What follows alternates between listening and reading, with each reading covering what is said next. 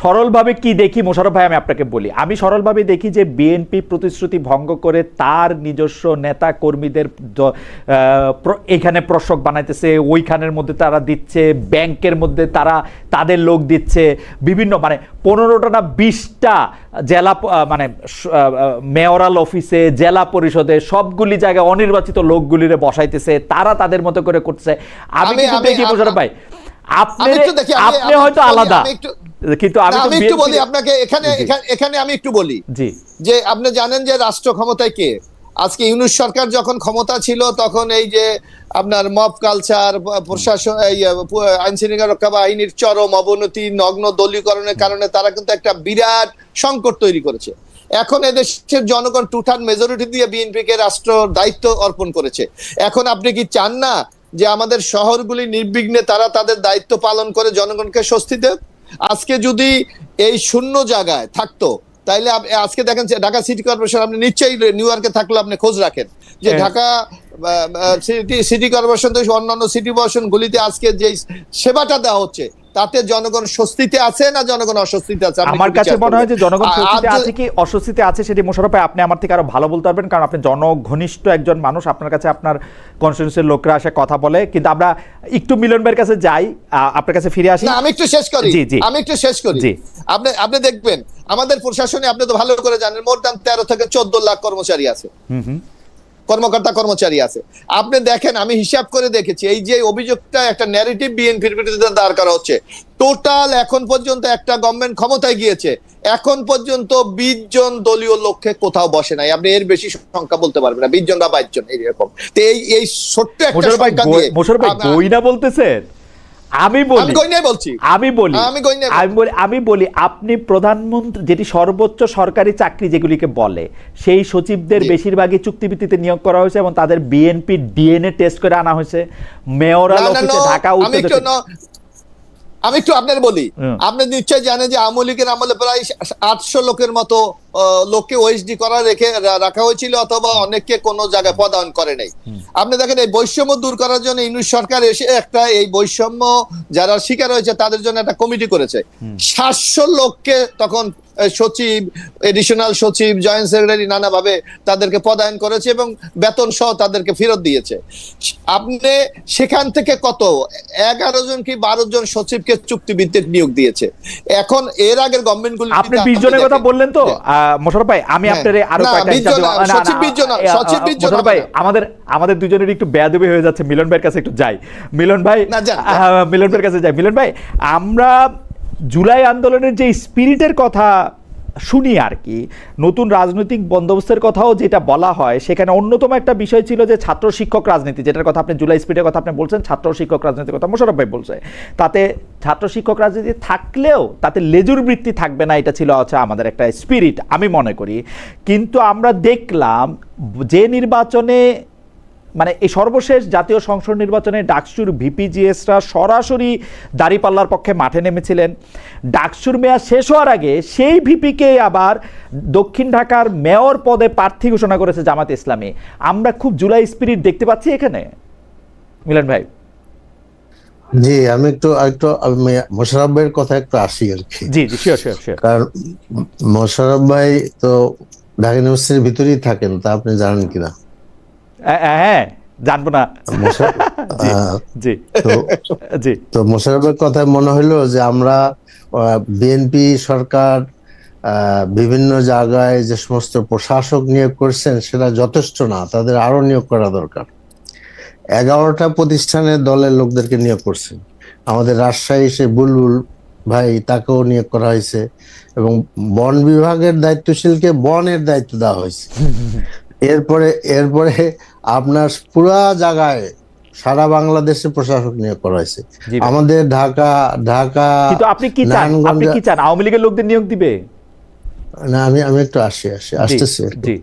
আমাদের রূপগঞ্জে ইউনিয়ন দেওয়া হয়েছে, তাদের এতে মোশাররফ ভাইয়ের মেসেজটা খুব ক্লিয়ার। ইউনিয়ন পরিষদে কিভাবে দায়িত্ব দেওয়ার তো সুযোগ নাই। জেলা পরিষদে দেওয়া হয়েছে ভাই, আপনি জেলা পরিষদে দেওয়া হয়েছে বিভিন্ন জায়গায়। মিলন ভাই বলছে যে ইউনিয়নে দেওয়া হচ্ছে। আচ্ছা মোশাররফ ভাই, আপনার আপনার কথার সময় আমি কথা বলবো না আর কি। না সরি সরি আচ্ছা আচ্ছা, না মিলন ভাই আপনি বলেন, আপনি বলেন। আমি ইনশাল্লাহ যদি সুযোগ হয় মোশাররফ ভাইকে সংসদে ওইটা দেখাই দিব প্রজ্ঞাপনটা রূপগঞ্জের আর কি। কারণ এইটা তো কথা ছিল না, কথা ছিল যে সব জায়গায় আমরা ইলেকশনের মাধ্যমে আসবো আর কি, লোকাল মানে গভর্নমেন্টে। কিন্তু সেটা আমরা ব্যতিক্রম দেখলাম আর কি, লোকাল গভর্নমেন্টে আমরা ব্যতিক্রম দেখলাম। তো এখন আমরা লেজুর বৃত্তির কথা আমাদের খালেদ ভাই বলেছেন। লেজুর বৃত্তি বলতে আমি কতগুলো জিনিস বুঝি। আমি শিবিরের সভাপতি ছিলাম, তো মোশাররফ ভাইও ছাত্র দলের নেতা ছিলেন, কাজে মিল আছে আর কি। লেজুর বৃত্তি বলতে বোঝা যায় যে আসলে সিদ্ধান্ত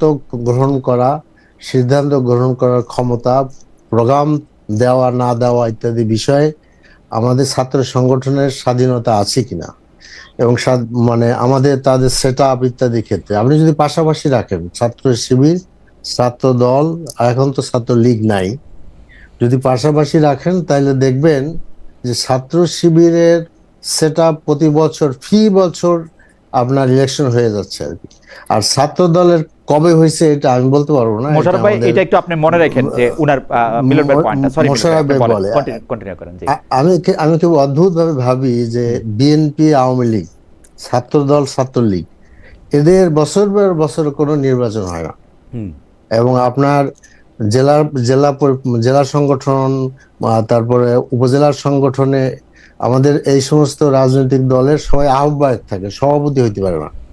তো এর থেকে বোঝা যাচ্ছে যে পরিষ্কার ভাবে তারা কখনোই আসলে নির্বাচন প্রক্রিয়া আসে না। 2-4-10 বছর পরে একটা করে আর কি, একটা আপনার সম্মেলন করে অথবা করে।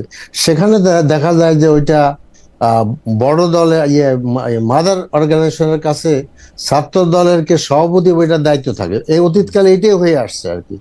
এবং 3-4 দিন পরে দেখা যায় যে একটা ডিক্লেয়ার করা হয়।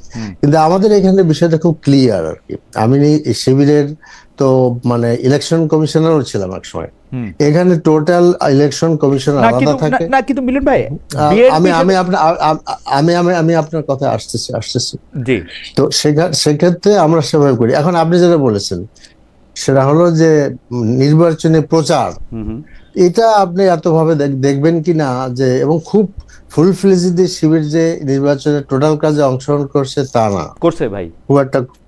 আমি বলতেছি শিবিরের এগুলো তো আমাদের ইন্টারনাল জিনিস আছে আর কি, আমি জানি, আই নো। আমার আসনে আমি এই বললে তো শিবির ক্ষেপে আমার উপর।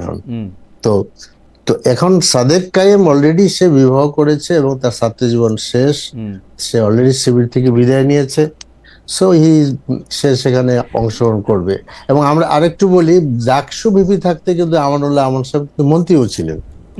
কাজে ইট ইজ নট দ্যাট যে এখানে আপনার মানে এটাকে লেজুর বৃত্তির কোনো মানে প্রশ্ন।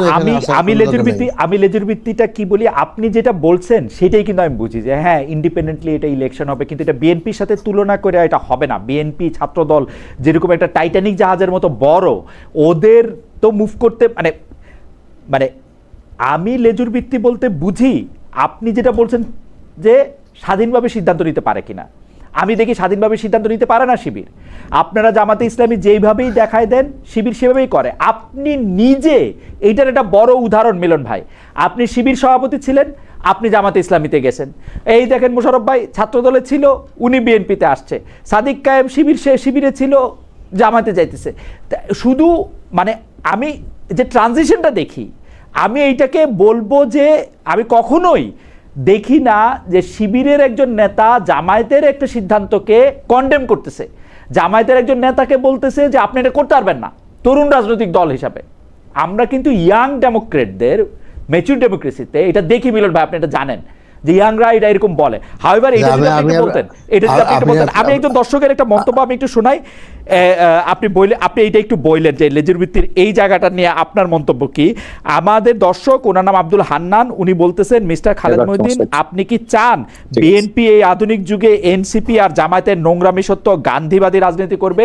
আমি গান্ধীবাদী রাজনীতি বুঝি না, আমি জামায়াতের বা এনসিপির নোংরামে আমি বুঝি না। আমি বুঝি প্রত্যেকটা মানুষের কথা বলার অধিকার আছে। আমি মনে করি বাক স্বাধীনতার কোনো সীমা নাই, বাক স্বাধীনতার কোনো সীমা নাই। আই রিপিট, বাক স্বাধীনতার কোনো সীমা নাই। আপনি আমার যা ইচ্ছা তাই বলতে পারেন। মিলন ভাই আপনি বলেন। জি, আমি বলছিলাম যখন আব্দুল সত্তার সাহেবের হয় আপনার এই মানে গণভোট হয় একটা, যতদূর আমি মনে করতে পারি, তখন তখন কিন্তু আপনার জামাতের সাথে ছাত্র শিবির দ্বিমত পোষণ করেছে আর কি, যেমন তারা ভিন্ন জায়গায় চলে গেছে। কাজে এটা হইতে পারে। দ্বিতীয় একটা কথা আমি বলতে চাচ্ছি যে যে জামাতে শিবিরের লোকেরা জামাতে যোগদান করে, এটার অর্থ তারা লেজুরি বৃত্তি করে, এটার সাথে আমি একমত না। আমরা আমরা আমরা আমি যে বলি, আমরা যে সাহিত্যের ছাত্র আর কি, পৃথিবীব্যাপী যে সাহিত্য ছড়িয়ে আছে, তো সেই সাহিত্যের কর্মীরা তো ইসলামী একটা মুভমেন্টের সাথেই যাবে আর কি, এটাই খুব স্বাভাবিক। আবার আপনি দেখেন আমাদের আব্দুল কাদের বাচ্চু ভাই, তিনিও খানিক সময় শিবিরের সভাপতি ছিলেন, তিনি কিন্তু জামাতে যোগদান করেন নাই। আমাদের আনোয়ার হোসেন আমাদের মঞ্জু ভাই, তিনিও জামাতে নাই। আমরা কিন্তু মনে করি যে আসলে আমাদের তো আসলে যদি মুভমেন্ট করতে হয় তো একটা দলে যোগদান করতে তো হবেই, এবং সেক্ষেত্রে জামাতে যাওয়ার মানে ফার্স্ট চয়েসে থাকবে, এটাই স্বাভাবিক। ওকে, স্টিল আপনি এইটাকে মানে এই সংগঠনটা বাংলাদেশ ইসলামী ছাত্র শিবির নামক সংগঠনটা জামায়াতে ইসলামীতে যাওয়ারই একটা তরুণ প্ল্যাটফর্ম এরকম মনে করেন না, নাকি মনে করেন? না, তরুণ প্ল্যাটফর্ম হইলে আপনার আপত্তি কিসের? আমার কোনো আপত্তি নাই, আমি এইটা কি না সেটা আমি বলতে চাই। এবং সেইটা আপনি যে লেজুর ভিত্তিক রাজনৈতিক দল এবং ছাত্র সংগঠন, তার মধ্যে এইটাকে আপনি তফাৎ দেখেন কিনা, মানে আপনি কি মনে করেন যে না ছাত্র সংগঠনের মধ্যে এরকমই হওয়া উচিত, ধীরে ধীরে তাকে আমরা জামায়াতে ইসলামী হিসাবেই গড়ে তোলার জন্য গড়ে তুলবো, অন্য কোনো কিছু না? ওখানে জামাত ইসলামী হিসাবে গড়ে তোলার কোনো প্রশিক্ষণ দেওয়া হয় না, ইসলাম হিসাবে গড়ে তোলার প্রশিক্ষণ দেওয়া হয়। দেন দিস ইজ হিজ পার্ট, যারা জামাত শিবির থেকে আসে তারা জামাতে যোগদান করে, তারা আসবে। আমি তো মনে করি আরো বেশি সংখ্যক আসা উচিত। মানে তুলনায় কম আসে, মানে শিবিরের কত ভাগ আসে শতকরা, আমাদের দর্শকদের উদ্দেশ্যে যদি একটু বলতেন, জামাতে ইসলামীতে মানে অ্যাক্টিভ রাজনীতি। এটা একটা জরিপ চালাইতে হবে। আচ্ছা ঠিক আছে, মানে অফ এন্ড কোনো কিছু নাই। আচ্ছা মোশাররফ ভাই, মিলন ভাই কিন্তু ধীরে ধীরে কথা বললো, কতগুলি স্পেসিফিক জায়গায় আপনাকে কিছু প্রশ্ন করেছেন। এর মধ্যে একটা গুরুত্বপূর্ণ প্রশ্ন হচ্ছে যে আপনারা জুলাই পদযাত্রার মধ্যে যে আক্রমণটা হইল সেটা আপনার জুলাইয়েরই বিপক্ষে কিনা, আপনি এই ব্যাপারটা একটু অ্যাড্রেস করবেন। আমাদের প্রশ্ন, জুলাই সনদের যে ব্যাপারগুলি নিয়ে বিএনপি আপত্তি করলো, এর কোনোটা করলে কিন্তু বিএনপির কোনো ক্ষতি হইতো না, যেগুলি করলে ক্ষতি হতো না আমি বলি বিচার বিভাগের জন্য আলাদা সচিবালয় করা, গুম কমিশন করা, এগুলি সরকারের মানে মানে এগুলি করলে কিন্তু বিএনপির ক্ষতি হইতো না। কিন্তু বিএনপি কিন্তু কেন জানি দেখাইতে চায় যে জুলাই সনদ বা জুলাইটা তাদের কাছে কোনো বড় ব্যাপার না। এটার কারণ কি আসলে মোশাররফ ভাই, একটু যদি বলতেন? মানে জুলাইয়ের সাথে কি কোনো সংঘাত আছে, যেহেতু নেতৃত্বটাতে আপনি? না, আমাকে একটু দেন তাহলে আমি বলি। না জনাব খালেদ মহিউদ্দিন, আপনি একটু লক্ষ্য করবেন জুলাই এখানে একটু ডিফারেন্স মনে আছে, একটু খুব সূক্ষ্ম ডিফারেন্স আপনি একটু লক্ষ্য করতে হবে। সেটা হলো জুলাই সনদ বাস্তবায়নে আমাদের মধ্যে কিন্তু কোনো সমস্যা নাই। আপনি লক্ষ্য করেছেন যে আমাদের জনাব মাননীয় প্রধানমন্ত্রী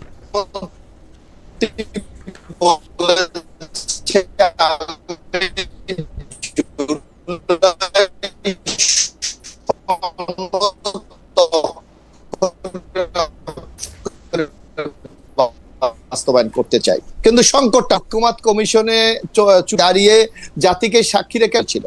এখন আমাদের খেয়াল রাখতে হবে কি স্বাক্ষর করেছিল সেদিন আমরা, জামাত ইসলামী, অন্য যারা ছিলেন, সেটা হলো জুলাই সনদ। কিন্তু আপনি দেখবেন, আমরা দেখলাম 23 দিন কি 24 দিন পর একটি জুলাই আদেশ জারি করা হলো, যেই আদেশের সাথে জুলাই সনদের অনেকটা পার্থক্য আমরা সেদিন লক্ষ্য করেছিলাম।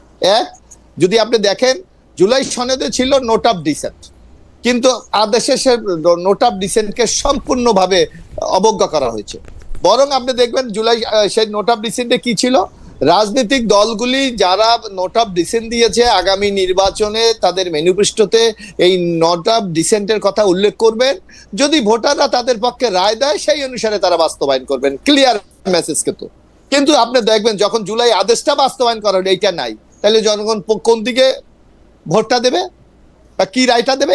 শুধু আরেকটা না, আপনার নিশ্চয়ই দীর্ঘদিন আপনি গণমাধ্যমে আছেন, আপনি দেখবেন বাংলাদেশে এখন পর্যন্ত এই যে 2026 4টা গণভোট হয়েছে, এর মধ্যে জিয়াউর রহমান সাহেবের আমলে একটা প্রশ্ন, হ্যাঁ না, আপনি কি জিয়াউর রহমানের সাপোর্টকে সময়টাকে সমর্থন করেন, ইয়েস অর নট। এরশাদ সাহেবের আমলে একই কিছু ঘটেছিল। খালেদা জিয়ার আমলে আপনি দেখবেন এটা কনস্টিটিউশনাল গণভোট ছিল, সেখানে ছিল যে আপনি কি প্রেসিডেন্সিয়াল গভর্নমেন্ট থেকে মন্ত্রিপরিষদ শাসিত সরকারে ফিরে যাবেন সংসদীয় গণতন্ত্রে, হ্যাঁ না ছিল। কিন্তু এবার আপনি লক্ষ্য করবেন প্রশ্নটা কি করা হয়েছে, এই প্রশ্নের আপনি তো মোশাররফ ভাই মানে ডাক্তার আসিবার মানে পর না পূর্বে রোগী মারা গেল, মানে একটা ঘটনা ঘটে যাওয়ার পর আপনি এগুলি কইতেছেন কেন? গণভোটে আমি বলি, আমি আপনাকে গণভোটে 4টা প্রশ্ন থাকবে, আপনারা দেখছেন, আপনার সর্বোচ্চ নেতা জনাব তারেক রহমান আমাদেরকে ভোট দিতে বলছেন, হ্যাঁ ভোট দিতে বলছেন। এখন বলছি, আমি অস্বীকার করি না, এখন আপনাকে একটু বলেন, আমি অস্বীকার করি না। আপনি দেখবেন, আপনি বলছেন আপনি কি ডাক্তার আশীর্বাদ এরকম না, আমরা মরার আগেই কিন্তু আমরা বলেছি। আপনার মনে আছে যে দিন জুলাই আদেশ জারি করলেন, আপনি যদি একটু আপনার আর্কাইভ খুঁজে দেখেন যে মির্জা ফখরুল ইসলাম আলমগীর সাংবাদিক সম্মেলনে স্পষ্ট ভাষায় বলেছে যে ইন্টেরিয়াম গভর্নমেন্ট, বিশেষ করে প্রফেসর আলী রিয়াদ যেই আদেশ তৈরি করে রাষ্ট্রপতির দিয়া জারি করিয়েছে তা টোটাল জুলাই সনদের সাথে প্রতারণা করা হয়েছে। জাস্ট প্রতারণা শব্দটা আপনি দেখবেন। এখন আমি বলি, এখানে মিলন ভাই আছেন, আপনি আছেন, দর্শকরা আমাদেরকে দেখছেন, 4টা প্রশ্ন আপনার গণভোটে। আমরা ভাই আমাদের নেতা জনাব তারেক রহমান বলেছে হাতে আপনারা ভোট দেন, আমরা অস্বীকার করি না, হাত তো এখন আমরা ভোট দিয়েছি। বললেন 1 2 3 বললেন আমি বলি মানি, আমরা এখনো তো মানি, আমরা তো এখনো মানি। আপনাকে বলি প্রশ্ন 4টা না 39টা, এই কথা কেন কইতেছেন? না না না, আমি বলি না ঘটনা, আপনাকে 4টা মেনে নিছি তো ভাই, আমি তো 4টা মেনে নিছি। মহিউদ্দিন আলমগীর আপনার খালেদ মহিউদ্দিন আপনি শুনলে আপনি বুঝতে পারবেন। জি খালেদ ভাই, আমি 3টা আমি মনে করেন কোন কারণে ধরেন, আমি মনে করেন আমি 4টার 3টা সমর্থন একটা করি না, আমার কোন স্কোপ আছে নাই, তারপর আমি মনে করলাম 4টাকে আমি মেনে নিলাম। আপনি 3টা হলো কনস্টিটিউশনাল অ্যামেন্ডমেন্ট, আর লাস্টে কি আপনি বলেছেন যে রাজনৈতিক দলগুলি জুলাই সনদে যে নোট অফ ডিসেন্ট দিয়েছে জনগণ যদি তাদের পক্ষে সমর্থন সেইটা বাস্তবায়ন করব। তা আমার পক্ষে তো 51% জনগণ আমাকে রায় দিয়েছে ইন্ডিভিজুয়াল একটা দল হিসাবে, আর আমার দলের যে জোট ছিল, জোটের আরো 5%।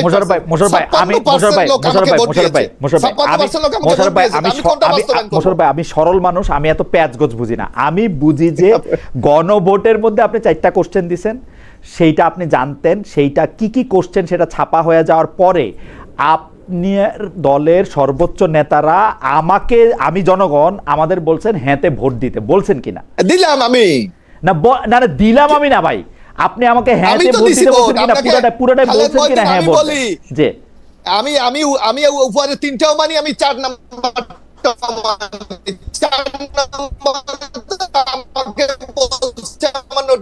বাস্তবায়ন করার অধিকার তো জনগণ ভোট দিয়েছে। আপনি ধরেন ঠিক আছে গণভোটটা আমি বুঝলাম, কিন্তু গণভোটের ক্ষেত্রে কেন যে আপনারা এই যে 4 প্রশ্নের কথা এখন বলেন, 4 প্রশ্নের কথা আমরা তখন বলছিলাম এবং আমি বলছিলাম যে কি জানি না, হাউএভার কিন্তু আপনারা ভোট দিতে কইছেন, ওখানে ভোট দিছেন, কিন্তু আপনারা আইন মানে বিচার বিভাগের জন্য আলাদা সচিবালয়টা বাদ দিলেন কেন? আমি একটু বলছি, আমি আপনার টোটাল প্রশ্নটি বলেছি। আপনি দেখবেন 133টি অর্ডিন্যান্স জারি করা হয়েছিল, মিলন ভাই এখানে আছে। আমরা ডক্টর ইউনূস সরকারের সেটা 1 মাসের মধ্যে আইনে পরিণত করতে হবে, সেটা বিশেষ কমিটিতে পাঠানো হয়েছে, বিশেষ কমিটিতে আলোচনা করে সংসদ উত্থাপন হয়েছে। এবং আপনি যদি দেখেন বাংলাদেশ না পৃথিবীর ইতিহাসের রেকর্ড যে 6 দিনে আমরা 98টি আইন পাস করেছি, এটা বিশ্বের কোন পার্লামেন্টে দেখা যায়। বিচার বিভাগের জন্য আলাদা সচিবালয় আমি একটু বলি আপনি 98টা গেলে বাদ থাকে কয়টা? 35টা। এর মধ্যে আপনি মিলন ভাই আছে, তারা কয়টা নোট অফ ডিসেন্ট দিয়েছে, আমরা কয়টা নোট অফ ডিসেন্ট দিয়েছি? সেটা হলো বোঝা যায় যেগুলি বিশেষ কমিটিতে নোট অফ ডিসেন্ট দেওয়া হয়েছে বা কোনো প্রশ্ন উদ্বেগ করা হয়েছে, সেগুলি পরবর্তীতে অধিক আলোচনা করে স্টক হোল্ডারদের সাথে আলোচনা করে আমরা বিল হিসাবে উপস্থাপন করবো। আমরা তো এখনো সেই স্ট্যান্ডে আছি, যার জন্য আমি এখন বলি আমার মনে হয় মিলন ভাই গিয়েছে করতে পারলেন বিচার বিভাগ আলাদা করাটা, বিচার বিভাগের সচিবালয় আলাদা করতে পারলেন কেন? এইটার মধ্যে ওখানে কিছু ফল ছিল যেগুলি বিএনপি সারা জীবন আইনের ফল ঠিক করা যায় ভাই। আমি একটা কথা বলিনি আপনাকে, দেখেন আমরা তো এগুলো বাতিল করি নাই এখনো, আমরা বলেছি এগুলি সংসদে উত্থাপন হবে। আবার হ্যাঁ পিছানো হলে ওর মধ্যে অনেকগুলো অ্যামেন্ডমেন্ট দরকার আছে, সংশোধনী দরকার আছে। অ্যামেন্ডমেন্ট দিতেন, যেমন আপনাকে বলি গুম কমিশন। না আমি একটু ভাই আমার অভিজ্ঞতা আপনি শুনেন, 98 সালে বিচারপতি মোস্তফা কামালের নেতৃত্বে 5 জন বিচারক বৈশা বলছে বিচার বিভাগ আলাদা হবে 98 সালের ডিসেম্বর মাসে। আপনারা ক্ষমতায় আসছেন হচ্ছে সর্বোচ্চ রায়, শেষ রায়। আপনারা ক্ষমতা আসছেন 2001 থেকে 2006 পর্যন্ত, আপনারা ওই অটুক কাজও করেন নাই। মধু সাহেব আমাদেরকে সামনে দেয়া বলছে করব না, করেন নাই আপনারা। এখন এটা মধু সাহেব বলতে পারে, এটা করেন তো নাই। আচ্ছা মধু সাহেবের কথা বাদ দেন, মধু সাহেব উনি আর এখন আমাদের মাঝে নাই, আপনারা তো করেন তো নাই।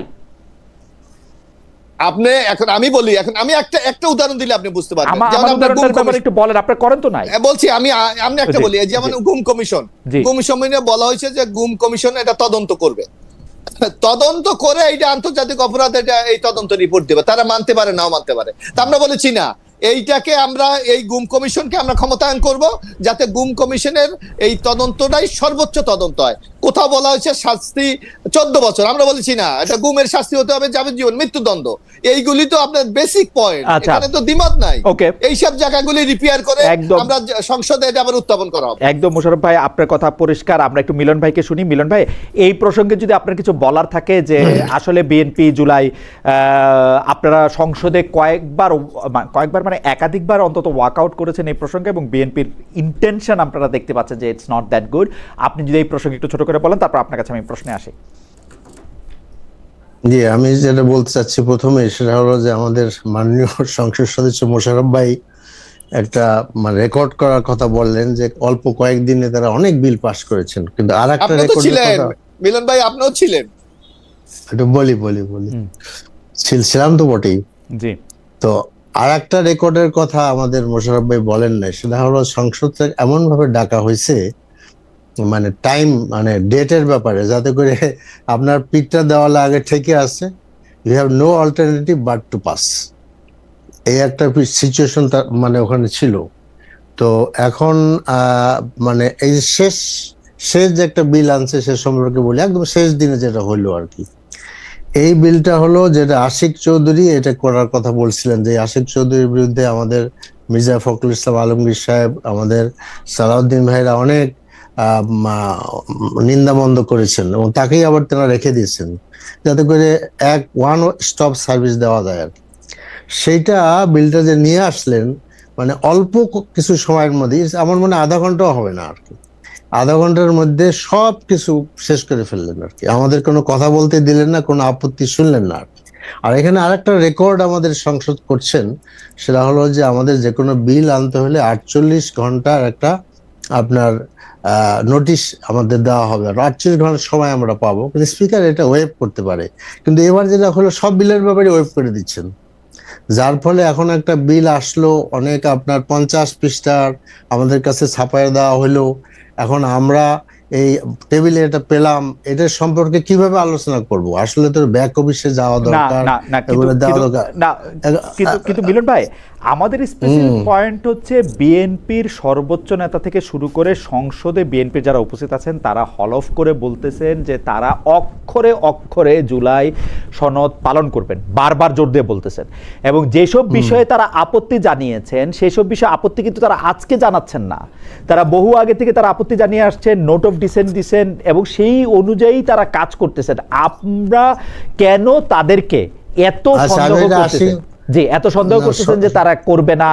তাদেরকে সংসদে দেখেন, আমাদের গণভোটের গতে কি বলা হয়েছে, সংসদে নারী প্রতিনিধি বৃদ্ধি, বিরোধী দলহতে ডেপুটি স্পিকার ও সংসদীয় কমিটির সভাপতি নির্বাচন, মৌলিক অধিকার, বিচার বিভাগের স্বাধীনতা, স্থানীয় সরকার, প্রধানমন্ত্রীর মেয়াদ, রাষ্ট্রপতির আপনার ক্ষমতা সহ তফসিলে বর্ণিত যে 30টি বিষয়ে জুলাই জাতীয় সনদে ঐক্যমত হয়েছে, এই 30টা বিষয়ে সকলে ঐক্যমত হয়েছে, সকলে ঐক্যমত হয়েছে। এখন আপনি দেখেন, আপনি বলতেছেন যে আমাদের সালাউদ্দিন সাহেব সংসদে বললেন যে জুলাই সনদ হলো অন্তহীন প্রতারণার দলিল। এখন যদি কোনো দলিল প্রতারণা হয় আর সেই দলিলে যারা স্বাক্ষর করবে সেটা নাউন কি হয়, এটা মোশাররফ বলে দিলে ভালো হয়। আচ্ছা মিলন ভাই, আমার একটা ছোট প্রশ্ন আছে। আপনি গ পড়ে শোনাইছেন, খুব ভালো হয়েছে, গ আমারও পড়তে ইচ্ছা করছিল। নারী প্রতিনিধি বৃদ্ধি জামাতে ইসলামী করে নাই, একজনও দেয় নাই। বিরোধী দলের ডেপুটি স্পিকার আপনাদেরকে অফার করা হয়েছিল, আপনারা নেন নাই, আপনারা নেন নাই। আর তারপরে হচ্ছে যে অন্য যে আরো 30টি বিষয় আছে সংসদে প্রধানমন্ত্রীর মেয়াদ থেকে শুরু করে এই যে সংসদে প্রধানমন্ত্রীর মেয়াদ, এটা বিএনপির আজকের অঙ্গীকার না, আমার ধারণা বিএনপি এটি সবার আগে বলতে শুরু করেছে, মানে 2015-16 সাল থেকে। এই যে দেখেন এখানে বিএনপির অঙ্গীকার, জি এটার মধ্যে আছে প্রধানমন্ত্রী মেয়াদ সম্পর্কে আর কি। বিএনপি সে নিজের 31 দফায় বিএনপি মানতেছে না। না বিএনপি মানবে না বলে নাই তো, আমি এইটাই বললাম যে এটা বিএনপি সবার আগে বলতে শুরু করছে। আমি ভুল না হইলে এটা 2015 সাল থেকে তারা বলতে শুরু করছে, এরা মানে একদম জোরে। আপনি যে প্রশ্নটা করেছেন যে আমরা এটা নারী প্রতিনিধি বাড়ান নাই, বিরোধী দলের ডেপুটি স্পিকার হিসেবে আপনাদের পদ আপনারা নেন নাই, তারপরে হচ্ছে যে আরো বিভিন্ন বিষয় আপনাদেরই আসলে আপত্তি আছে। আপনারা একবার বলছেন যে মানে জুলাই সনদ আপনারা স্বাক্ষরও করতে চান নাই, পরে আপনারা গিয়ে স্বাক্ষর করছেন। জুলাই সনদের প্রতি বিএনপির অবহেলা যতদূর, আপনাদের অবহেলা কিন্তু ততটুকুই, বা তার চেয়ে একটু বেশি হতে পারে না মিলন ভাই? এটা আমার জানা নাই যে অবহেলা কোথায় হয়েছে। আমরা কোন পর্যায়ে নারী প্রতিনিধি বৃদ্ধি করলেন না তো? নারী প্রতিনিধি বৃদ্ধি করেন নাই তো? আসবো নারীর মধ্যে আসবো, অসুবিধা নেই। আপনার সময় শেষ হয়ে যাবে না তো? না আপনি বলেন, আপনি যতক্ষণ বলবেন আপনি বলেন। জি আচ্ছা, আমি বলছিলাম যে প্রথমত আসলে মানে ব্যাককে অনেক ঘটনা থাকে যেটা বাইরে প্রকাশ পায় না। আমরা টোটাল চাচ্ছিলাম যে সবাইকে নিয়ে স্বাক্ষর করতে, এই জন্য স্বাক্ষর করতে আমাদেরকে একটু দেরি হয়েছে, এক সময় আমরা করেছি আর কি। এখন আপনি বলেন যে আমরা নেই এই জন্য যে জুলাই সনদ আপনি বাস্তবায়ন করছেন না, কিন্তু আপনি আমাদেরকে ডেপুটি স্পিকার দিয়ে আপনাদের এই জুলাই সনদের বিরুদ্ধে যে পদক্ষেপ আপনারা নিচ্ছেন সেই পদক্ষেপে শরিক করতে চাচ্ছেন, that we cannot support it. এবং আপনারা আমাদেরকে দিচ্ছেন না, সংসদীয় কমিটির আপনার সভাপতির দায়িত্ব যেটা আমরা পাই, যদি আপনি পার্সেন্টেজ হিসাবে দেন তাও তো আমি 26% পাই, কিন্তু একটা শুধু দেওয়া হলো যেটা পাবলিক অ্যাকাউন্টস বিষয়, আর কোনোগুলোই দেওয়া হয় নাই আর কি। কাজে এই অবস্থাতে আমরা এরপরে আসলে মোশাররফ ভাই হয়তো জানেন, আমি জানি না জানেন কিনা, অনেক কথাবার্তাই হয় প্রাইম মিনিস্টারের সাথে। আমরা মনে করি যে টোটাল একটা জুলাই সনদ বাস্তবায়নের দিকে আপনার ইয়েকে আসতে হবে আর কি, বিএনপিকে আসতে হবে। দেখেন এই যে নতুন করে আইন হচ্ছে, সেই আইনে গুম কমিশনের আগে ইনভেস্টিগেশন করতে তারা পারতেন, কিন্তু এখন যে খসড়া যেটা পত্রপত্রিকা বের হয়েছে সেখানে দেখা যাচ্ছে যে গুম কমিশনের ইনভেস্টিগেশনের দায়িত্ব পুলিশকেই দেওয়া হয়েছে। তাহলে এটা আগের থেকে ভালো আইন হইলো কিভাবে আর কি? আসলে এই আইনগুলো পাশ করা উচিত ছিল। পাশ করার পরে অরিজিনালি আমাদের দর্শকদের জন্য যদি বুঝাইতেন, অরিজিনালি গুম কমিশনের ইনভেস্টিগেশন কে করবে? আরেকটা কথা, আগে তো গুম কমিশনের হাতে ছিল, গুম কমিশনের হাতে ছিল। তো উনারা তো পুলিশ না, ওনাদের তো ইনভেস্টিগেশনের কোনো ট্রেনিং নাই, ওনারা কেমনে করবেন? ধরেন আমাকে আজকে করতেই পারে জামাত ইসলামী বা বিএনপি যে কোনো সময় মনে করলো আমাকে গুম কমিশনের প্রধান করলো বা গুম কমিশনের একজন সদস্য করলো, আমার তো কোনো পুলিশি ট্রেনিং নাই টু ইনভেস্টিগেট। আচ্ছা, ওই যে আমেরিকার আসতেছে আমেরিকার প্রেসিডেন্ট ক্লিনটন সাহেবের যে মনিকা লিউস্কির সাথে যে ঘটনা, সেইটার তদন্ত কে করছিল? সে কি পুলিশের লোক না। কেনেথ স্টার যিনি প্রধান তদন্ত করছিলেন তিনি একজন নামী কংগ্রেসম্যান, এবং কেনেথ স্টারের কিন্তু এফবিআই তে পুরো অ্যাক্সেস ছিল ওই সময়। এফবিআই কে উনি যতখানি অনুরোধ করবেন কংগ্রেস, এফবিআই বা স্থানীয় পুলিশ যারে মনে করেন তারা তাদেরকে দিবেন। আমার কথা হইল গুম কমিশনের প্রস্তাবিত আইনটা আমি পড়ছি, যেটা পরে কি হবে আমি জানি না। পুলিশে যদি আপনি না দেন, ইনভেস্টিগেটিভ অথরিটিটা আপনি ইনভেস্টিগেশন আপনি কেমনে করাবেন? আপনার মনে হইব যে ও গুম হয়েছে, আপনার মনে হইব ওর গুম হয় নাই, এইটাই হবে না তখন?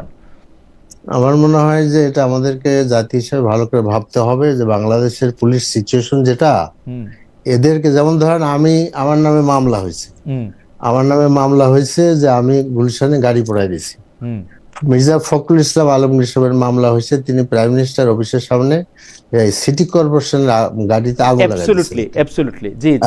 এখন যে পুলিশ এই কাজটা এরকম একটা মামলা করলো, ওই পুলিশকে যদি দায়িত্ব দেওয়া হয় তাহলে পুলিশের তো এটা প্রধান কাজ। তার আমি তো শেষ করি পুলিশ তখন তার পক্ষেই গান গাইবে আর কি। কাজে এই দেশে ওই রকম বড় স্টার ওয়েতে লোক না থাকলেও খুঁজে বের করতে হবে। বহু প্রাক্তন পুলিশের লোকেরা আছেন, তারা বসে আছেন, তাদের মধ্যে অনেক নিরপেক্ষ লোক আছেন। কারণ আমরা বিচারের মানে আর্জি পেশ করার দায়িত্ব, ইনভেস্টিগেশনের দায়িত্ব এক জায়গায় রাখার কোনো মান নেই। না মিলন ভাই, আমি একটা জিনিস বলি যে আপনি যেটা বলতেছেন সেটার সাথে আমি শতভাগ একমত, কিন্তু সেটা যদি আপনি বলেন পুলিশকে দায়িত্ব দেওয়া হলে পুলিশ যার নিয়োগ বাহিনীর জন্যই কথা বলবে, সেইটা আমরা সব জায়গায় দেখি।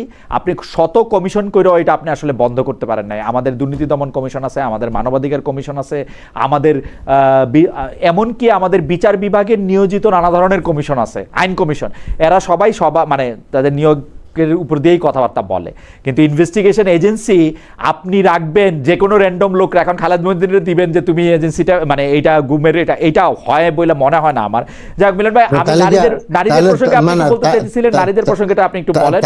তাইলে কি আমি খালেদ মহিউদ্দিনকে আসলে পুলিশের দিয়ে ইনভেস্টিগেশন করতে একমত? জি, আমার কাছে মনে হয় ইনস্টিটিউশনগুলি প্রত্যেকটাকে ঠিক মতো করে রাখতে হবে। যেই পুলিশ আমার মার্ডার কেসের তদন্ত করবে, সেই পুলিশ আমার গুম কেসেরও তদন্ত করতে হবে। আমার বিশ্বাস করতে হবে আমার প্রতিষ্ঠান গড়ে তুলতে হবে। সেই প্রতিষ্ঠানকে কোনো একটা ফেসিবাদী শাসকের পদতলে রাখা যাবে না, সেটা পুলিশে অবশ্যই রাখা যাবে না। পুলিশ আর বিচার বিভাগ এদের মধ্যে থাকলে এটা হবে না। গুম কমিশন দিয়ে আমি বাঁচতে পারবো না, এটা হচ্ছে আমার পয়েন্ট।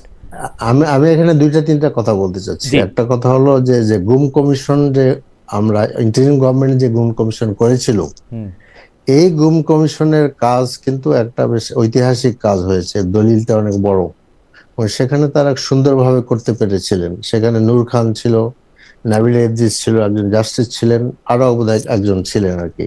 কাজে আমাদের দেশে আমরা যদি এরকম ভাবে শুরু করতে পারি, এটা একটা রেজাল্ট আমরা পাবো আর কি, এটা মনে করি।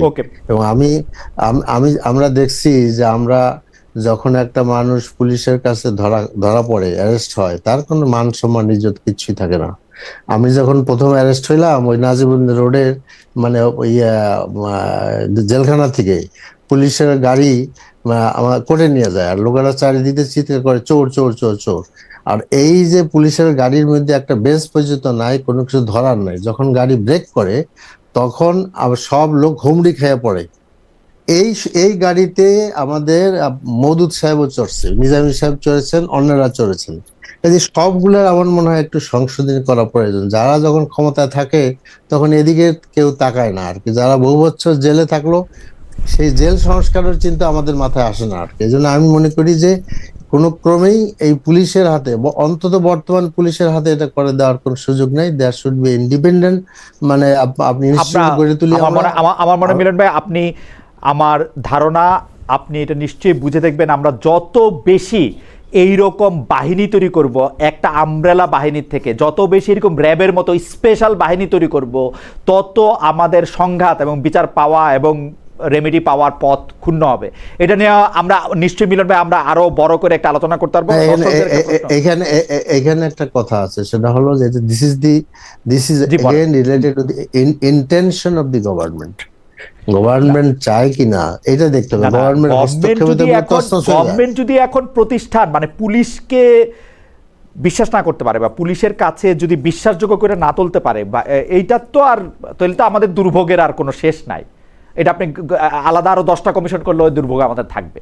আমি বলতেছি প্রতিষ্ঠান, আমি দোকানে গেলাম, আমার দোকানে পাল্লায় মাইপে আমাকে জিনিস দেওয়া হলো। এখন আমি কি দোকানদারকে অবিশ্বাস করলাম নাকি? দোকানদার নিয়মিত পাল্লায় মাপ করে দিবে না। আপনি তো এই কারণে তো আপনি দোকানদারই পাল্টাইছেন, পাল্লাও পাল্টাইছেন, তারপর আপনি দোকানদার অবিশ্বাস করতেছেন। একই দোকানদার নাই তো এখন মিলন ভাই। না, দোকানদার যখন অন্তহীন প্রতারণা দেখে চোখে দক্ষিণ প্লাজায় বসে স্বাক্ষর করার পরেও, তখন বিশ্বাস করাটা বলতে কঠিন হয়ে দাঁড়ায়। মানে ওই দোকানদারের প্রতারণার কথা দেখতেছেন, আমরা আরো অনেক ধরনের প্রতারণা দেখি। মিলন ভাই আপনি নিশ্চয়ই এগুলির কথা বলবেন, যে আপনার কথা বলবেন। এখন আমি মোশাররফের কাছে আসতেছি। মোশাররফ ভাই, এবং যুক্তরাষ্ট্রের সঙ্গে আপনাদের বিশেষ বন্ধুত্ব প্রসঙ্গ আপনাকে প্রশ্ন করবো মিলন ভাই। আমরা আজকে অনুষ্ঠানটা আপনারা আসছেন একটু আপনারা আর 10-15 মিনিট আমরা একটু নেই। যে মোশাররফ ভাই আপনি বলতেছিলেন।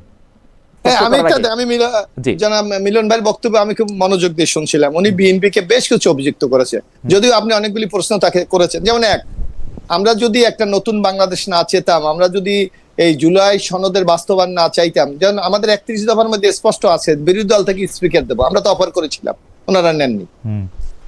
উনি বললেন যে হ্যাঁ, ওনারা বললেন যে আমরা এখনো জুলাই 31 দফায় আমরা মানি না। আপনি দেখেন যে আমরা এখনো তো সেই আমরা বলে আমাদের যে বক্তব্য, আমরা বলেছি যে এই যে বিএনপির যে ওয়াদাগুলি, এগুলি সংবিধান সংশোধনের মাধ্যমে বাস্তবায়িত হবে। আপনি জুলাই সনদ যদি দেখেন জনাব খালেদ মহিউদ্দিন, আপনি দেখবেন স্পষ্টভাবে লেখা আছে 1 থেকে 47 নাম্বার পর্যন্ত সংবিধান সংশোধনের মাধ্যমে বাস্তবায়ন করা হইবে। এটা ওনারাও স্বাক্ষর করেছে, আমরাও স্বাক্ষর করেছি। এখন এর মধ্যে কি আছে? এর মধ্যে আপনি দেখবেন যে আমরা কেয়ারটেকার গভর্নমেন্টে ফিরে যাব। ইতিমধ্যে কিন্তু মহামান্য আদালত রায় দিয়েছে যে আমরা অলরেডি ফিরে গেছে। আমরা বলেছি প্রধানমন্ত্রীর মেয়াদকাল 10 বছর হবে। আপনি দেখবেন বিএনপি এখনো অটুট, এটা বিলের মাধ্যমে এটা বাস্তবায়ন হবে। আমরা বলেছি আগামীতে সকল নির্বাচন কেয়ারটেকার অধীনে হবে। আমরা বলেছি প্রেসিডেন্ট এবং প্রধানমন্ত্রীর ক্ষমতার মধ্যে একটা ব্যালেন্স হবে। সামনে বিল আপনি দেখতে পারবেন। আমরা বলেছি যে লোকাল গভর্নমেন্টে কোনো মার্কা থাকবে না। ইতিমধ্যে সেটা বাস্তবায়নের পথ হয়েছে, এটা বাতিল করে দেওয়া হয়েছে। আমরা বলেছি যে একটা আপার হাউস তৈরি হবে। ওনারা এটা নিয়ে ওই যে প্রমোশন নিয়ে কিন্তু মোশাররফ ভাই, হ্যাঁ, আপনি যদি আপনারা কি করছেন সেটা তো আমরা মোটামুটি জানি। আমরা তো মানে না, ওনারা বলছে যে আমরা নাকি এটা আমাদের 31 দফার সাথে আমরা প্রতারণা করছি। অথচ আপনাকে বললাম এগুলো 31 দফার বিষয়। আমরা বলেছি ফ্যামিলি কার্ড করব, আমরা ফ্যামিলি কার্ড বাস্তবায়ন করেছি। আমরা বলেছি কৃষি কার্ড করব, 31 দফাতে দেখেন আপনি আছে, আমরা বাস্তবায়ন করেছি। আমরা বলেছি গাছ লাগাবো, আমরা বাস্তবায়ন করেছি। আমরা খাল কাটবো, বাস্তবায়ন লাগে। মিলন ভাই যে দুইটা পয়েন্ট বলছে সেই দুইটা পয়েন্টের ক্ষেত্রে আপনারা বলেন যে গুম কমিশনের ক্ষেত্রে আপনারা গুম কমিশনটা মানেন নাই, বলছেন এটা ভালো করে আনবেন। আনার পরে আপনারা দেখা গেল ইনভেস্টিগেশনের দায়িত্ব আপনারা পুলিশকেই দিচ্ছেন। মানে আপনারা ইনস্টিটিউশনগুলিরে আগের মতো করেই ব্যবহার করতেছেন, যেটা উনি একটি উদাহরণ।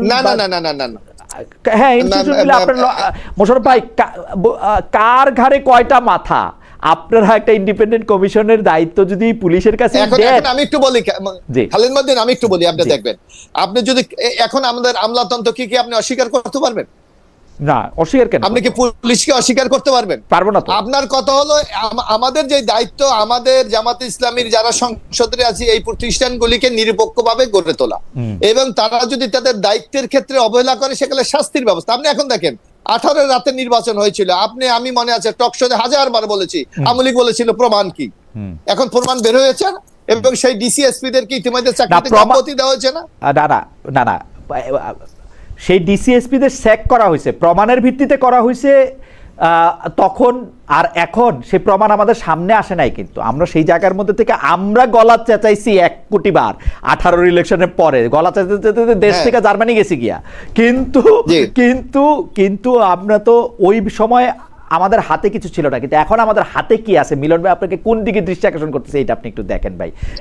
আপনি দেখবেন আজকে এখানে আমি অভিযুক্ত, আপনি অনুমানের ভিত্তিতে অভিযোগ করছেন। আমি অনুমানের ভিত্তিতে করতেছি না ভাই, আমি যেটা চোখে দেখি সেটা আমি আপনাকে বলি ভাই। আমি দেখলাম কোন প্রতিষ্ঠানের প্রতি আমাদের সে বিশ্বাস স্থাপনটা করতে হবে। কেমনে করব ভাই, কেমনে করব?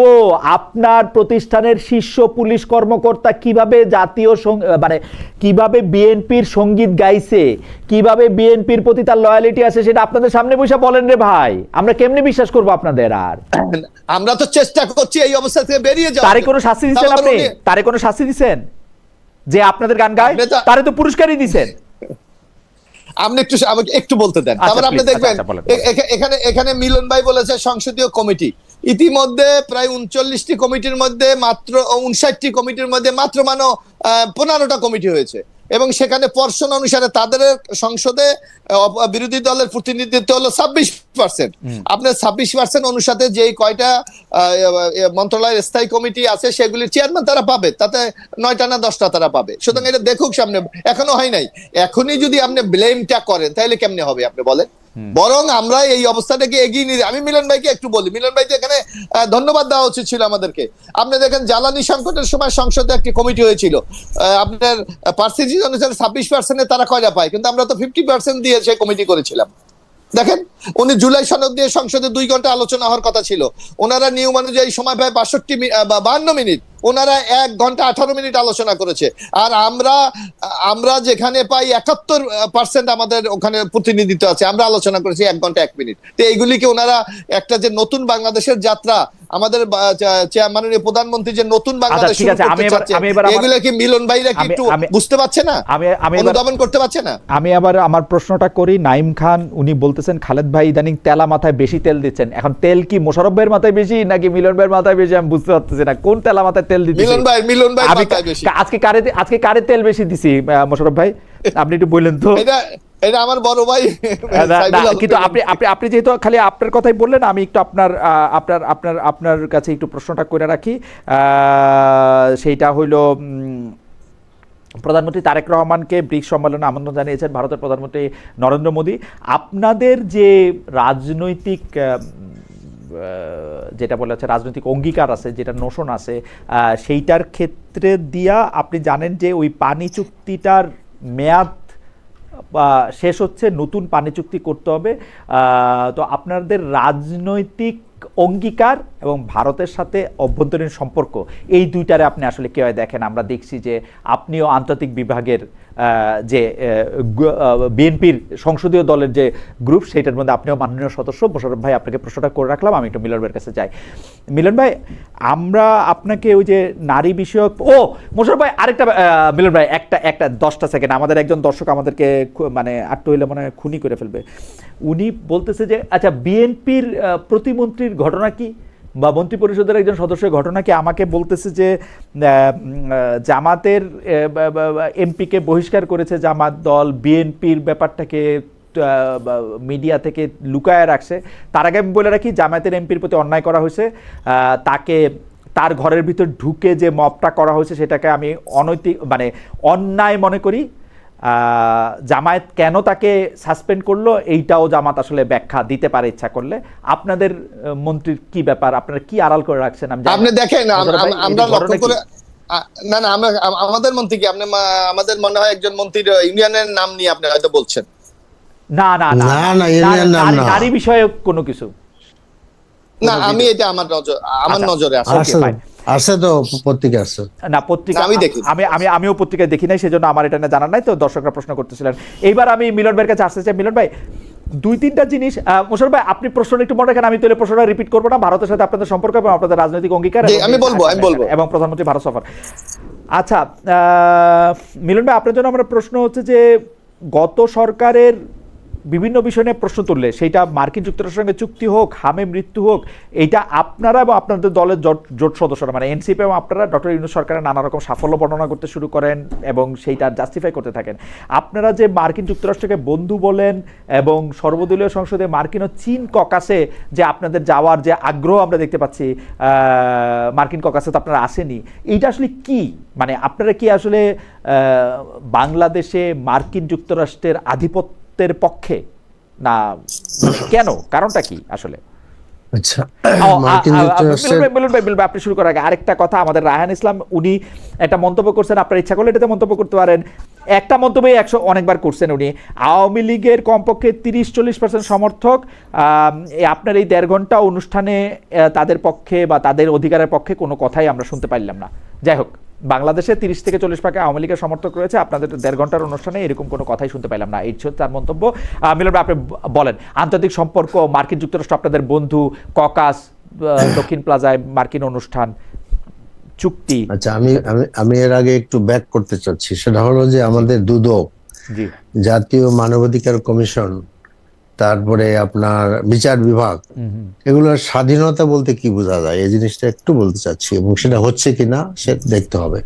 আমি যেটা মনে করি যে এইসব প্রতিষ্ঠানের আপনার লোক নিয়োগ, বাজেট প্রণয়ন, জনবল নিয়োগ, কার্যক্রম পরিচালনা করার যে একটা অধিকার, সে অধিকার যদি থাকে একটা প্রতিষ্ঠান স্বাধীনভাবে কাজ করতে পারে। বিচার বিভাগের স্বাধীনতা বলতে মোটা দাগে 3টা জিনিস আসে।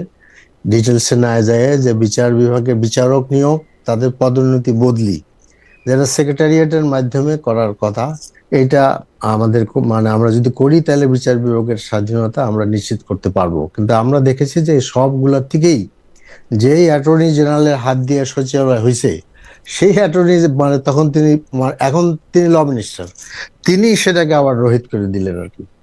তো কাজেই আপনার এই বলছেন, ব্যাখ্যা দিচ্ছেন যে তারে ইনভলভ করা হয় না এইসব চুক্তিতে, এগুলি তার শিক্ষক আমাদের প্রিয় অধ্যাপক আসিফ নজরুল সাহেব তার মতো করে করছেন। এগুলা তখন বলেন না কেন? বলার অবস্থা ছিল না, আমরাও জিজ্ঞেস করি নাই। না না, আমরা জিজ্ঞেস করার দায়িত্ব না, ওনার বলার দায়িত্ব, কারণ তিনি নিজে অনুভব করছেন এটা। রাষ্ট্র তো তার ক্লায়েন্ট, উনার তো রাষ্ট্র তারা জানালে জানাবে, না জানালে না জানাবে। এখনকার অ্যাটর্নি জেনারেলের জানায় কি মোশাররফের আইন করে না? তাহলে রাষ্ট্রের চাকরিটা তিনি গ্রহণ করেছেন, হি ক্যান রিজাইন। রাষ্ট্র তার ক্লায়েন্ট, সে সব জায়গায় রাষ্ট্রকে ডিফেন্ড করবেন। তিনি দেশের সবচেয়ে বড় আইন অফিসার, এই তো রাইট। কাজে তিনি যদি মনে করেন যে সরকার তার নীতিভঙ্গি বা ন্যায়ের বিরুদ্ধে চলে গেছে, সেক্ষেত্রে তার অপশন হলো রিজাইন করা। আর যদি থেকে যান তাহলে আমি ধরে নেব তিনি এটাকে সমর্থন দিয়েছেন। এন্ড ককাসের গল্প বলি আপনাকে, আমি রাশিয়ান ককাসের মেম্বার বানানো হয়েছে আমাকে। আচ্ছা। তো ককাসের প্রথম মিটিং এ গেলাম, তা আমাদের এয়ার ভাইস মার্শাল বোধহয় আমাদের আলতাফ সাহেব, আমাদের মোশাররফ ভাইদের এলাকার লোক। জি জি। Is a very very gentleman, সাবেক স্বরাষ্ট্রমন্ত্রী। সাবেক স্বরাষ্ট্রমন্ত্রী। ককাসের আমাদের প্রথম গ্যাদারিং হইলো, সেখানে প্রথম আমরা চানাচুর খাইলাম, বাদাম খাইলাম। আস্তে আস্তে লোক আসতেছে, টাইম জ্ঞান নাই কাউরি। এমনকি রাশিয়ান সাহেবরাও প্রায় ঘন্টাখানিক পরে আসলেন।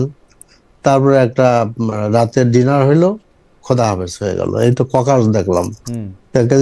এই ককাসের কি মূল্য আছে আমি এখনো টের পাইনি। টের পাইলে তখন বলবো যে কি। আপনারা মার্কিন যুক্তরাষ্ট্রকে খুব পরীক্ষিত বন্ধু মনে করেন এবং এইটা খুবই ইন্টারেস্টিং ব্যাপার। অনেকে মনে করেন আপনাদের সাথে এবং এনসিপির সাথে মার্কিন যুক্তরাষ্ট্রের বন্ধুত্বটা একটু হিসাবের চেয়ে বেশি বন্ধুত্ব আছে মনে করেন অনেকে।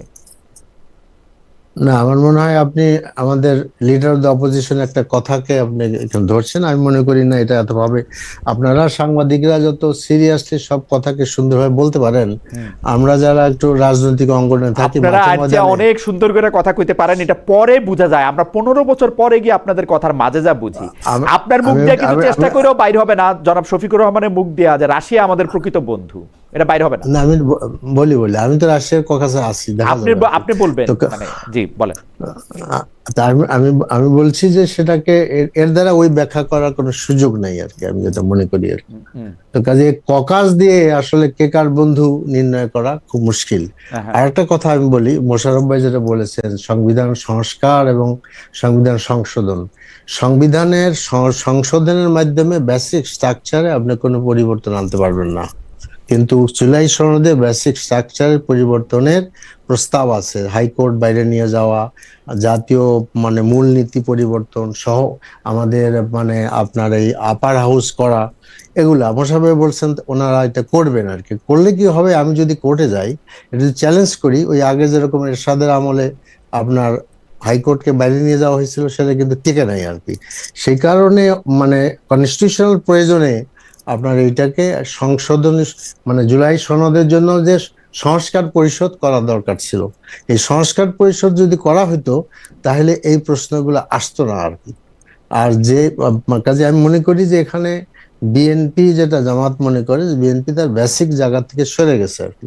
তারা জুলাই সনদের বাস্তবায়নের দিকে হাঁটছে না আর। কাজে আমার কাছে আমাদের আপত্তিটা ওখানেই, জুলাই সনদ বাস্তবায়ন করা উচিত। এখন জুলাই সনদ দিয়া মিলন ভাই, আমার রিডিং হচ্ছে জুলাই সনদ থেকে সবাই সরে গেছেন আপনারা। না, আমরা সরে যাই না।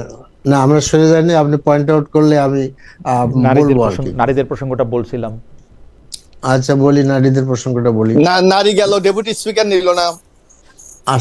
আসেন ডেপুটি স্পিকারটা ব্যাখ্যা দিবেন, নারীদেরটা বলেন না আর কি উনি। আচ্ছা, নারীদের ব্যাপারে বলি, শুনেন। আমাদের দেশে আমরা ইউরোপিয়ান ইউনিয়নের একটা প্রোগ্রামে গেছিলাম, সেখানে আমি ছিলাম, ব্যারিস্টার আরমান ছিল। ইউরোপিয়ান ইউনিয়ন নারীদের প্রসঙ্গে তুললো আর কি। এটা তারা দুইজনকে জিজ্ঞেস করলো, বিএনপি এবং জামাতকে। তো সেখানে আমাদের জেবা আমিন সম্ভবত, তিনি এখন আপনার পররাষ্ট্র মন্ত্রণালয়ের বিষয়ক আপনার উপদেষ্টা বসে চেয়ারম্যান। তিনি বললেন যে না, জেবা আমিন চেয়ারম্যান না। আচ্ছা, চেয়ারম্যান না হোক, বাদ দেন, উনি হি ওয়াজ দেয়ার। আক্তার হামিদ খানের মেয়ে, যিনি এখন লন্ডন আছে এই মুহূর্তে। তিনি ব্যাখ্যা দিলেন যে আমাদের দেশে আপনার যে খাল বিল নদী নালা এতে মানে একজন নারীর পক্ষে পুরুষের মতো করা মুশকিল, কিন্তু এখানে আমি যেটা বলতে চাচ্ছি যে আসলে আমাদের এই ব্যাপারে কোনো দ্বিমত নাই, এবং আমরা গত 15-17 বছর আমরা ঘরে থাকতে পারিনি, 1 মাস 15 দিনও থাকতে পারিনি। We are not prepared. কাজে আমরা অবশ্যই নিয়ে আসব, আমাদের বোনেরা অংশগ্রহণ করবে, এবং আমাদের আপনি দেখবেন যে এখন সব জায়গায় আমাদের বোনেরা ভালোভাবে অংশগ্রহণ করছে। কাজে এ নিয়ে আমাদেরকে মানে এই সামনে যে ইলেকশন হচ্ছে, যেগুলো আপনার এই মেয়র ইলেকশন হবে, তারপরে আপনার এই লোকাল আরো মিলন ভাই, আমি বলি জুলাই সনদের বা জুলাইয়ের স্পিরিটের একটা সবচেয়ে বড় ব্যাপার তো বৈষম্য না থাকা। আপনারা তো মানুষের মধ্যেই বৈষম্য করতেছেন, এই কথা আমরা জুলাইয়ের আগে শুনি নাই। আপনার নারীদের ক্ষেত্রে বৈষম্য করতেছেন, তাদের কর্মঘণ্টা কমায় দিতে বলতেছেন, আলাদা চাকরি করার কথা বলতেছেন, এরকম নানা ধরনের কথা আপনারা বলতেছেন। আপনারা কিন্তু যত দিন যাচ্ছে তত এরকম করে বলতেছেন। এই যে আপনি যেরকম ভাবে আজকে এরকম ভাবে বললেন যে এই ছাত্রলীগ বা আওয়ামী লীগ হইলে কাউকে পিটানোর অধিকার, কাউরে এইটা তো আমরা আপনাদের আচরণে দেখি না। আমরা তো পিটাইলাম নাকি কাউকে?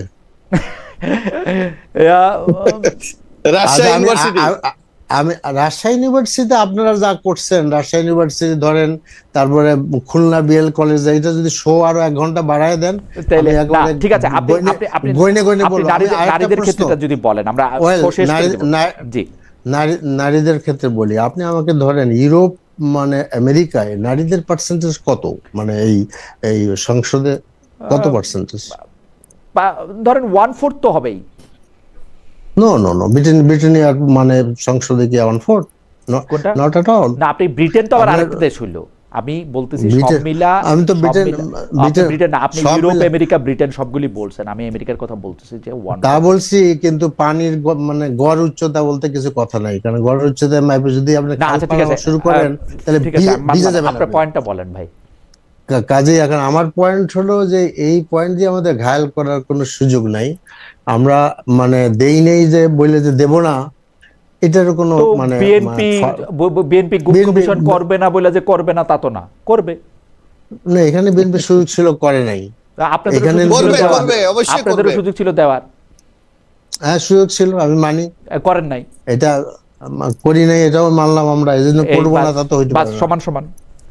সমান আমাদের জি জি মোশাররফ ভাই, আপনি আপনার এইটার একটু জবাব দেন, আমরা শেষ কথা শুনবো মিলনের কাছ থেকে। আমি দিচ্ছি যে একটু যদি কম কথা একটু বলতেন যে মোশাররফ ভাই। আমি একটা কম কথাই বলবো। আপনি দেখবেন